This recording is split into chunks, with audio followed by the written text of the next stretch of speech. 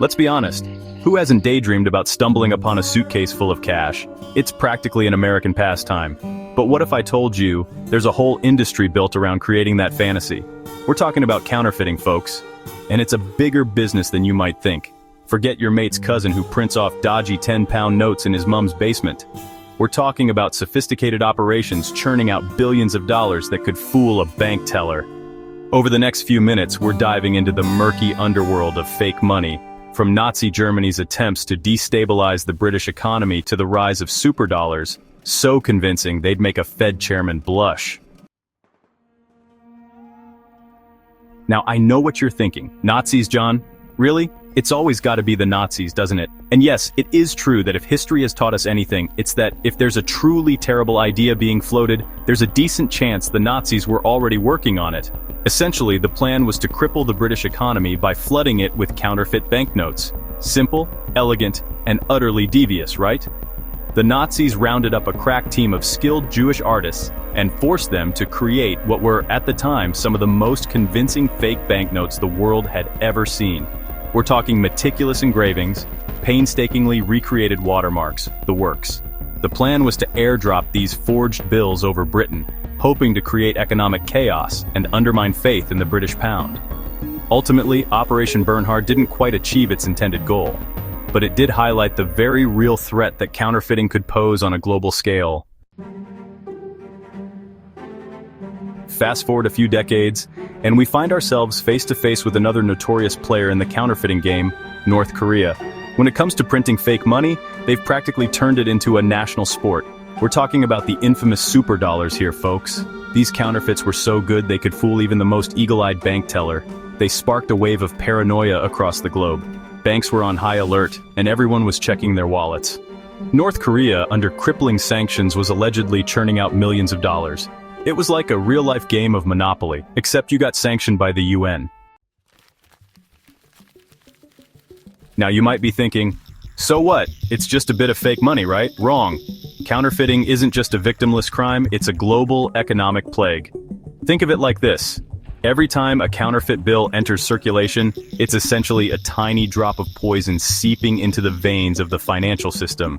It erodes trust in the currency, fuels inflation, and undermines the very foundation of legitimate economic activity. We're talking about businesses going bust, people losing their life savings, and governments scrambling to contain the damage. It's a domino effect, and the first domino is that crisp, convincing-looking bill that just happens to be a fake. Counterfeiting often funds organized crime, terrorism, and other nefarious activities that destabilize the world and put innocent lives at risk. For as long as there's been money, there have been people trying to make more by less than legitimate means. It's a tale as old as currency itself. Governments and banks are in a perpetual game of cat and mouse. It's a technological arms race with high stakes. Counterfeiters use advanced tech, while institutions develop elaborate security features. It's a high-stakes game of chess in the global economy. So where do we go from here? Well, if history has taught us anything, it's that the battle against counterfeiting is far from over. As technology continues to advance at a dizzying pace, so too will the methods of the counterfeiters. We're talking about artificial intelligence, advanced printing techniques, and maybe even, dare I say it, blockchain-based counterfeits. But here's the good news.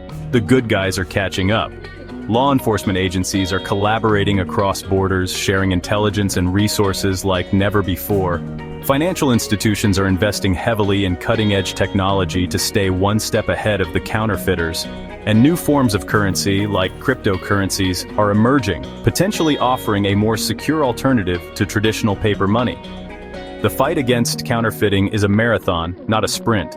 But with vigilance, innovation, and a healthy dose of skepticism, we can work together to ensure that the only people making money from fake money are the ones selling those novelty oversized checks. So, there you have it. The wild, wacky, and often terrifying world of counterfeiting. It's a world where nothing is what it seems, where trust is a precious commodity, and where the line between reality and illusion is as thin as, well, a very thin banknote. The next time you pull out your wallet, take a moment to appreciate the intricate designs, the security features, and the sheer effort that goes into keeping our financial system afloat. And if you do happen to come across a bill that looks a little bit off, well, don't panic. Just maybe give it a closer look. You never know, you might just be holding a piece of history in your hands. Just, maybe not try to spend it.